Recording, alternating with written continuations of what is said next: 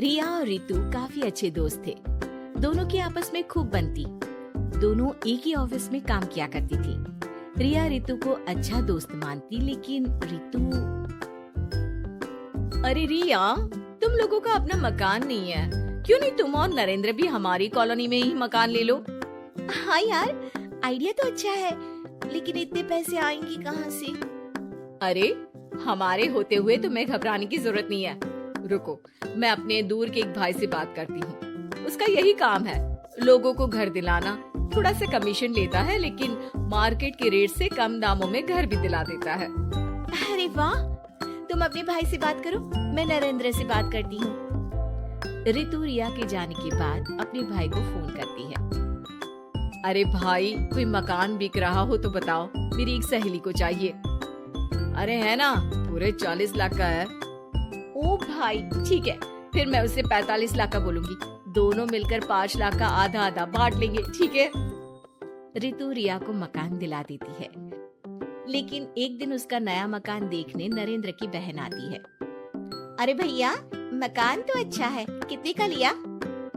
तुम्हारी भाभी की सहेली ने दिलवाया है, बड़ा ही ठीक रेट में मिल गया नीरू, सिर्फ 45 लाख का। तभी नीरू का पति बोलता है, नरेंद्र, ये तो बहुत महंगा है। मेरे दोस्त ने भी यही मकान सिर्फ 38 लाख में लिया है। चलो मैं तुम्हें उनके घर ले चलता हूँ। दोनों नरेंद्र की जीजाजी के दोस्त के घर जाते हैं, जहाँ उन्हें रितु का भाई मिल जाता है। क्या बात है, आपने हमें धोखे से महंगा मकान बेचा है। पता है कितनी मेहनत की कमाई का पैसा है। ये तो आप उन मैडम से पूछिए जिन्होंने आपको ये मकान दिलाया है। उनके कहने पर ही मैंने ये रेट लगाया था। अब नरेंद्र को रिया पर गुस्सा आ जाता है।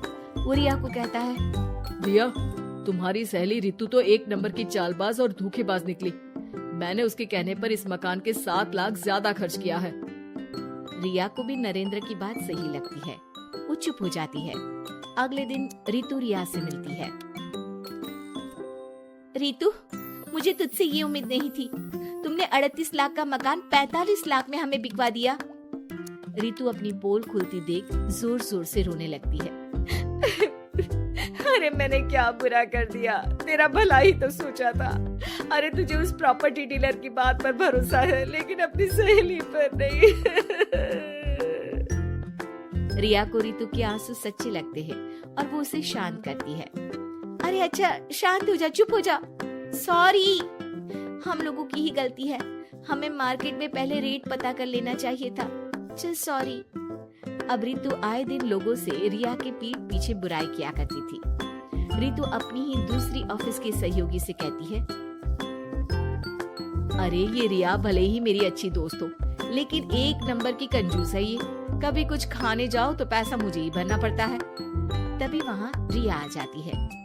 अरे रितु, सॉरी यार, वो कल के खाने के पैसे तुझे देने पड़े, चेक कर ले। अब मैंने तुझे पेटीएम कर दिया है। अच्छा चल, मैं जा रही हूँ। रिजाइन जो दे रही हूँ, बाद में बात करते हैं। रिजाइन? क्यों? तूने अपनी बेस्ट फ्रेंड यानी मुझे भी नहीं बताया, क्यों? अरे नहीं यार, ऑल सडन प्लान बना। दरअसल ये नया घर का ईएमआई निकालनी काफी मुश्किल हो रही है, तो सोचा घर पर ही कोई बिजनेस कर लूं। अब इतनी थोड़ी सी कमाई में हो नहीं पा रहा है ना। अच्छा, क्या बिजनेस करेगी? देख, तू तो जानती है कि यहाँ मुझे सिर्फ 15,000 मिलता है, लेकिन घर में बच्चों का प्ले स्कूल खोलूंगी तो पूरे 4,000 एक बच्चे से मिलेगा। 10 भी आ गए बच्चे तो पूरे 40,000 की कमाई, वो भी घर पर रहकर। है ना अच्छा आइडिया? रितु को रिया की बात से जलन होती है। वो कहती है, अरे फिर 10 क्या 50 बच्चे का ही सोचना। अरे कहाँ यार, घर में इतनी जगह कहाँ। सुन ना, एक काम करते हैं, हम मिलजुल कर किराए का मकान लेकर उसे सजाते हैं। फिर ज्यादा कमरे होंगे तो ज्यादा बच्चे आ सकेंगे ना। हाँ, लेकिन मैं एक बार नरेंद्र से पूछ लेती हूँ। रिया नरेंद्र को सारी बात बताती है।